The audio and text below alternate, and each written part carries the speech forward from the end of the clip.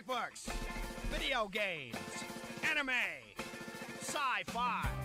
If you've been made fun of for it, we're probably going to talk about it. One question. Is it too late to change the name? Nerd Radio starts now. Welcome, everyone, to this week's Nerd Radio, wherever you get your podcast as part of the B-Pod Studios network. I'm your host, Chuck Bean. I am joined, as always, by my co-host, James. Hello. I just made John Cena stand on a computer monitor, everybody. Nice. Oh, I can see him on the Twitch stream. Nice. Yeah. And Mr. Al Beck joining us as well. And people don't need to know how we dragged him kicking and screaming into the studio. John Cena? Yeah. I hog-tied him. Could have just left his pants on at least, James. Nope. Not James. He could have been smuggling something in there. Not James. James He couldn't could have have left been his smuggling. I had to give him a thorough search. Make sure there's no weapons hidden. You guys can find us recording the podcast every Wednesday morning around 11:30 over at twitch.tv/checkpointxp. And, of course, you can watch the videos on demand on our YouTube at Nerd Radio 101. That's also where you can find us on social media. All right, so before we get started, my brain just went to a weird place. We record these on Wednesday, and then we release them on Friday. Yeah. Mm-hmm. And sometimes we'll record, and then between that little 2-day stretch, I'll look something up, and I'll be like, oh, we forgot to talk about that. And then sometimes events happen in the world almost as soon as we stop recording. Yeah. And it doesn't really pertain to the show or anything. But I was about to say that you can find us on Twitter, and then remembered there's some people you can't find on Twitter anymore. Oh, yeah. Wow. Yeah. But you can still find us on Twitter at We haven't been banned. Nerd Radio 101. We haven't incited a riot. No, No. not at all. And we're not looking to. So let's get into this week's Nerd Radio, because there was a bunch of stuff that we didn't talk about last week that I still have on the docket, as well as things that have happened in the last 7 days, nerd-wise, that I want to talk about. And one of the first things I wanted to get to is the fact that the news came out last week. I've got a CNET.com article here that there will be 3 Batmen in 2022. 3 Batmen. Wow. 3 different live-action Batmen Just think of all those bat dongs, James. in Lots of bat 2022. dongs. Robert Pattinson's Batman movie comes out. Ben Affleck will be playing Batman in the Flash movie. And then Michael Keaton is also supposed to return for live-action Batman. Batman 3-way. I'm excited. You know what? All that sounds good to me because Ben Affleck wasn't as bad as I was worried about. Mhm. You know, Sure. I thought he actually did a decent job. Sure. Michael Keaton is Batman. Oh, yeah. Never has stopped. I don't think he's ever stopped saying I'm Batman in his entire life Well- since 1989, and he's earned the right, damn it. If you got to be Batman, if Val Kilmer was telling me he was Batman, I wouldn't blame him. Yeah. He only got to be Batman once, or George Clooney. Here's Yeah. the thing. If you get the Batman, I'm going to say crown, but it's probably cowl. If you get the Yes. Batman cowl, you let the whole world know. Like, I would never take that off. Right. I always just I go to the grocery store with the Batman cowl on. Be like MF Doom, rest in peace. Yeah. You Yeah. just walk around with the Batman cowl on. Absolutely. Yeah. You already wear your nipples on the outside of your clothing. I do. So- My nipples are always in view You for all don't- to see. You don't You're even- welcome. Except for on Twitch. Well, yeah, I got to Yeah, cover you them with tape. can't have that on Twitch. But you know what? And Robert Pattinson still would not have been my first choice, Right. but he's the guy, and I'm really curious to see how he does. Yeah. Like, now that, like, there's no going back, I'm kind of looking forward to it because I am curious, and I hope we're pleasantly surprised. I'm cautiously optimistic. The rumor is that Michael Keaton is going to return for after the Flash movie. Michael Keaton will take up the role as Bruce Wayne / Batman, but he will be an older Bruce Wayne, like in Batman Beyond, and be training a Batgirl. Mhm. Okay. And also that he will be kind of like Sam Jackson's Nick Fury in the DC movies from that point forward. He'll just kind of pop up in the movies as the older Interesting. connective tissue between all those DC movies. I ain't mad about that. Yeah. That'd be fun. I think we've talked about it many times on the show. I think we all agree that Michael Keaton is possibly our favorite Batman. Absolutely. We're also this week on the cusp of WandaVision, which comes out this Friday. Yeah, all my social media ads are blowing up with WandaVision stuff all over the place. Yep. So It's the first Marvel Cinematic Universe television show on Disney Plus, and we'll get to see the Scarlet Witch in Vision in something that's supposed to be extremely weird. And they're saying, Kevin Feige is saying that we can expect 6 one-hour episodes. So The Mandalorian, we get 8 episodes. The Marvel series, according to Kevin Feige, are developed as either 10 half-hour episodes or 6 one-hour episodes. Interesting. I think they're teasing like one big name actor that's going to blow everybody's mind. Yeah. I think I read a story yesterday, so I'm interested to see. I have no idea anything that's going to be happening in this WandaVision show. It's way out of my realm of comic knowledge. Is it going to be a little bit like that comic you were reading, Chuck, where it was like Vision's got like a family life, a little suburban cul-de-sac house? It seems to, from what I'm I gathering, can't remember what that was called. it's going to be a mixture of that and what happened with the Scarlet Witch when Avengers Disassembled happened. Okay. Where she... that was Vision, right, in that comic? That was. Okay. Yeah. Before Avengers Disassembled, the Scarlet Witch used her reality warping powers because she couldn't have children with Vision to create 2 children. And when all the magic users in the Marvel Universe, like Doctor Strange, found out about it, they all confronted her and said, "You can't do that with magic. Shame. You have to put them back wherever you found them." And that drove her to have a mental breakdown and almost she killed Hawkeye. She killed Vision. Wow. She-Hulk was in a coma. To be fair, I think a lot of people wanted to kill Jeremy Renner. That's true. It sounds like WandaVision is going to be kind of dark. Yeah. It's supposed to. That's okay. What I'm looking forward to is dark and weird. Weird makes me a little bit nervous because that Legion show that FX did was super weird. Yeah. And I just couldn't do it. I keep telling myself that, and what was the other show that was on Fox? The Gifted? Oh, that yeah. I need to go back. Being a huge X-Men fan, I need to go back and watch that because from other X-Men fans, I've heard that I am going to have a great time. That there's a bunch of characters I'll be like, I know who that is. Is it Gifted the one with Polaris in it? Yeah. Okay. I used to watch that with my fiance. All right. Did you watch any of Legion? I watched, I think, the first couple of episodes, and it was super weird. I think I got most of the way through the first season, and it lost me. I was so lost. I was so excited that Aubrey Plaza was in it. Oh yeah, that's I love right. Her Yeah, work. yeah. Wow, I didn't know she was in that show. Yeah. While we're talking about X-Men related stuff, this story I picked up on CBR.com. Fox was playing with, before they had to give X-Men and Fantastic Four and everything back to Marvel, they were playing with around the time of X-Men First Class, the idea of doing an X-Men versus Fantastic Four movie. And they were essentially going to do the same thing Marvel did with Civil War. They were going to take all the characters that they had rights to, which at the time were the X-Men, Fantastic Four, Daredevil, and Deadpool, and stick them all in a Civil War-esque type of movie. Interesting. Is there any storylines that revolve around? I feel like there's something similar to that between the X-Men and Fantastic Four. There have been. In fact, when they relaunched the X-Men titles, almost 2 years ago now, one of the first things last year was an X-Men versus Fantastic Four miniseries. Okay. Because Franklin Richards, the son of the Invisible Woman and Mr. Fantastic? Mr. Fantastic is a mutant. Oh. So in that particular miniseries, he was given passage to the new mutant island, but his parents weren't because they're not mutants. Suck it, Mom and Dad. It's Right. like dropping me off at Chuck E. Cheese. I like that they're trying to keep out the Invisible Woman and Mr. Stretchy Pants. Yeah, right. But my question would be, so what are they going to be fighting over? Mutants in the registry type thing? Like that's been going on that I feel like the X-Men I'm trying series? to remember what the cartoon original... series? I know in that series... Because what beef would they have? In that series, Franklin Richards' powers, Franklin found out that his dad had been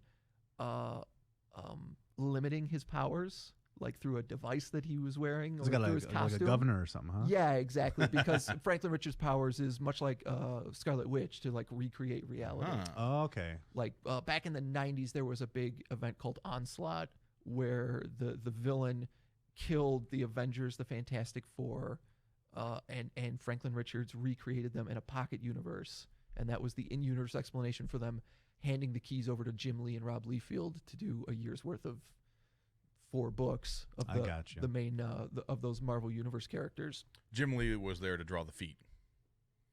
Yeah, Rob Liefeld drew everything else. That's where you get that amazing Captain America thing where it's like the side profile and his chest is massive.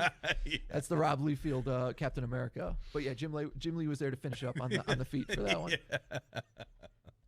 So yeah, I think they would probably be going towards those kind of storylines because there was a miniseries in the 80s too. Doctor Doom is always involved. Mm-hmm. It never fails. Doctor Doom ends up pitting the X-Men against the Fantastic Four. Gotcha. Through philosophical differences and then trying to reap the rewards for it.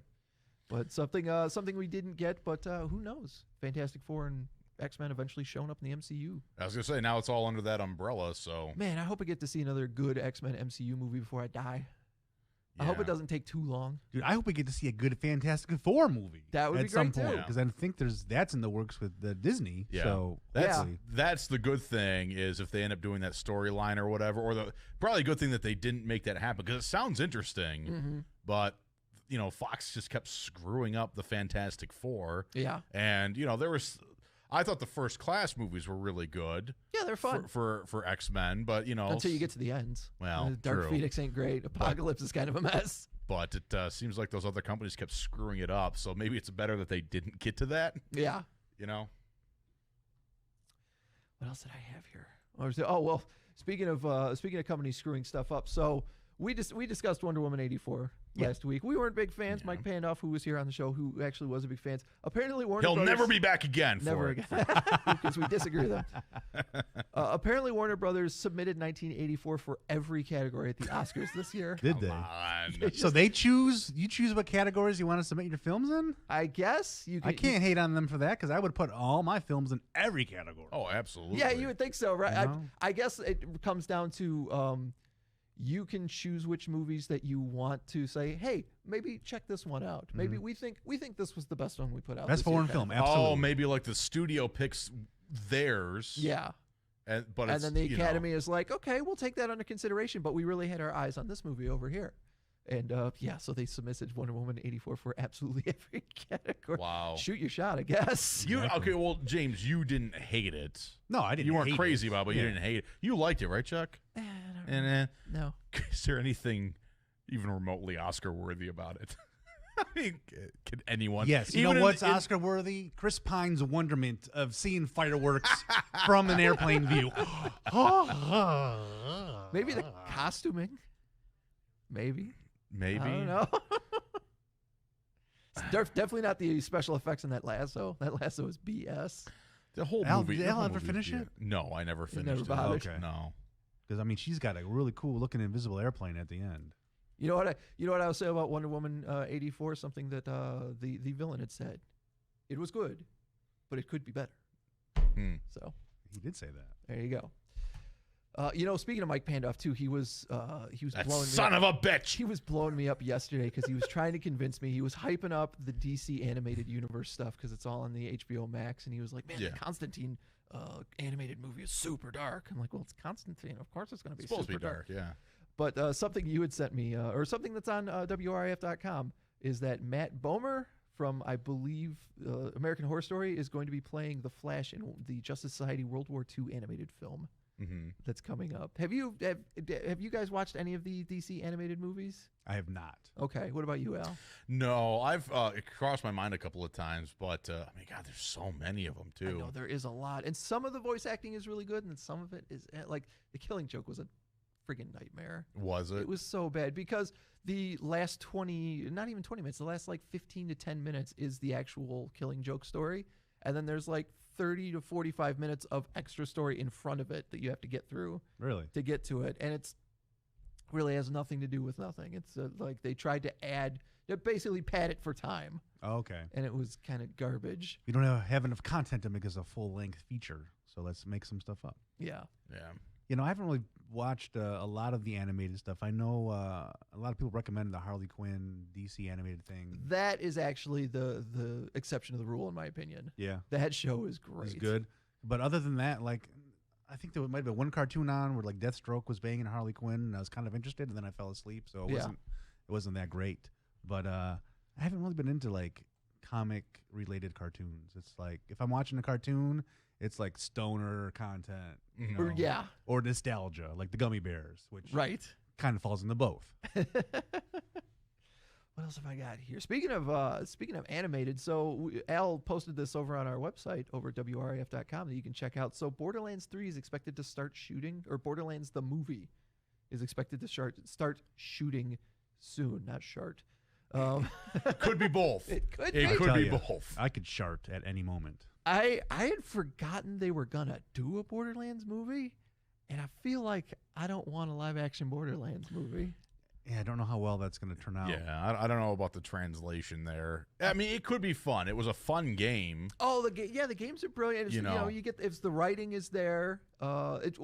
Two things. First of all, I don't know that I want it to be live action. I want it to be animated. But then again, we've seen some cosplayers do some amazing Borderlands cosplay. That's true. So, like this fusional. Yeah, if they're going to do live action, I hope they go in that particular route. To keep You got to make sure the artwork looks cartoonish, like cartoony. Maybe even if you go down, like, was it A Scanner Darkly? That that movie with Keanu Reeves. That's like half animated, but it's also, you could tell like they actually acted the movie out, and then somebody came in, an animation team animated all of the frames. Yeah. Okay. If they do something like that, I think would be There cool. was some war TV show that recently came out on Netflix that looked like that. That The Liberator, I think it's called. Okay. Looked super, like, really looked cool. Yeah. I do want to watch it. I like a war movie or whatever, and it just I haven't gotten to it yet. Not surprising. Yeah, of course. But no, it seriously looked like real people, but they also look like moving drawings. Oh, interesting. You know.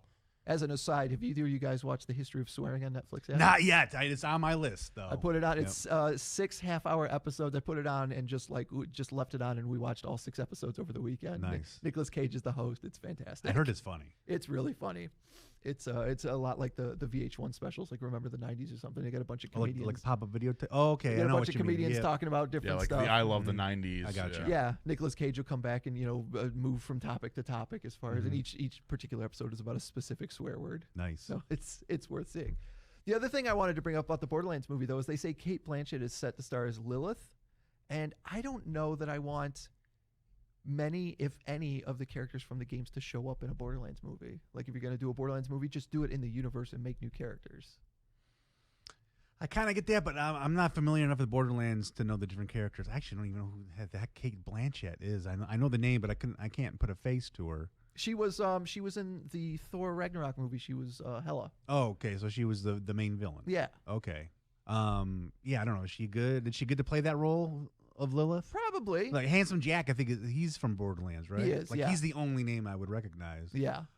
So for me, like, it wouldn't matter if you put actually real characters from the game in there or not. But you got to make sure you cast accurately. You want exactly. the actors to portray the characters. Well, it's an interesting idea, and when it eventually shows up on one of the 12 streaming services I have, Sure. I'll give it a watch if Then you I check think it of out. it. Yeah, but there's we've talked about it before that there's a rash of bad video game based movies. So It's true. I don't really have high hopes. It's but hard to think of a really good video game based movie. Yeah. So. All right. Well, speaking of video games, when we get back, James, you've been playing some retro games. I've got some gaming news of myself, and we'll also have some wrestling news to talk about. Nerd Radio returns after this.